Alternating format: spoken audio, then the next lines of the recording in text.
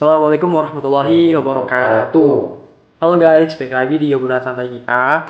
Kali ini kita dapat tugas seru nih dari guru Pak BP, Bapak Hariri, buat ngebahas salah satu tokoh nasional sekaligus tokoh pembaru Islam di Indonesia. Siapa lagi? Kalau bukan beliau Kiai Haji Ahmad Dahlan. Nah bro, sebelum kita ngomongin beliau, sebelumnya apa sih yang terjadi pada umat Islam pada waktu itu, gimana kondisi Islam di tahun 1800-an? Nah, ini menarik banget. Jadi, tahun 1800-an itu Islam di Indonesia bisa dibilang lagi ada dalam masa yang cukup gelap dan penuh tantangan.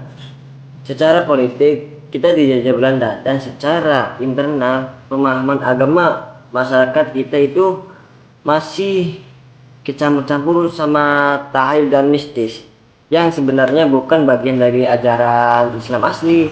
istilahnya istilahnya tuh ngalamin kejumudan atau mandek berpikir.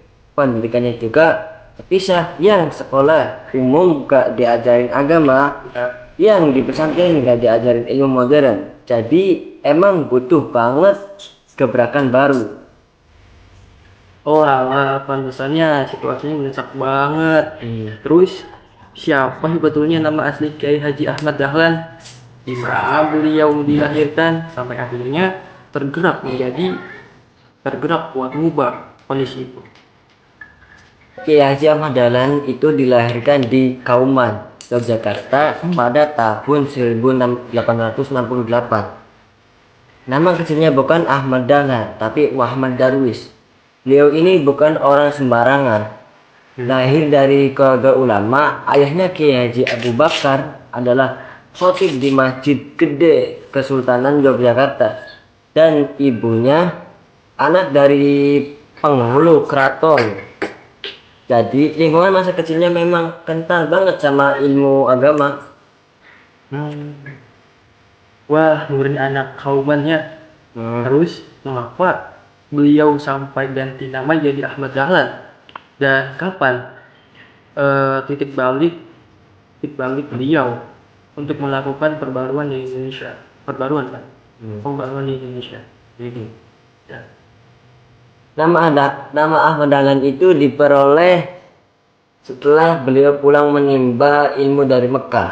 Nah, alasan utama kenapa beliau melakukan pembaruan adalah karena keresahan beliau melihat kebodohan, kemiskinan, dan pemahaman agama masyarakat yang melenceng dari Al-Quran dan hadis.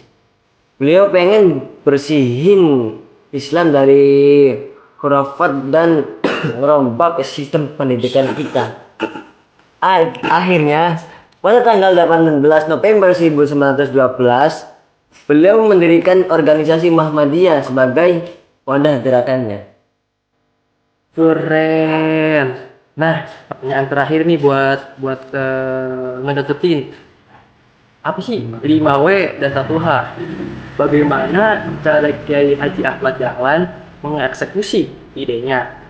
Dan pasti ditentang tuh sama kauman, sama orang zaman dulu yang masih tradisional. Oke, baik. Betul. Tantangannya berat banget. Bahkan sempat dicap kafir karena menipu sistem sekolah Belanda. Tapi caranya beliau itu smart. Beliau menggabungkan sistem pendidikan sekuler atau umum dan dengan pendidikan agama di sekolah yang beliau bikin. Ya. Jadi santri nggak cuma belajar fikih, tapi juga belajar berhitung dan ilmu bumi. Selain itu, beliau langsung bikin aksi nyata di bidang sosial, bangun panti asuhan, rumah sakit, dan ngajarin umat buat peduli sesama. Terinspirasi dari surat Al-Maun. Jadi gerakannya itu solutif dan gak cuma teori. Mantap banget ya. Benar-benar membuka mata kalau perjuangan beliau ini butuh strategi dan konsistensi. Kalau ini apa? konsistensi. Ya. Oke guys, itu dia obrolan kita tentang beliau, biografi Kiai Haji Ahmad Dahlan. Semoga bisa jadi insight baru buat tugas dan pekerjaan kita semua. Sampai jumpa di video berikutnya. Dadah.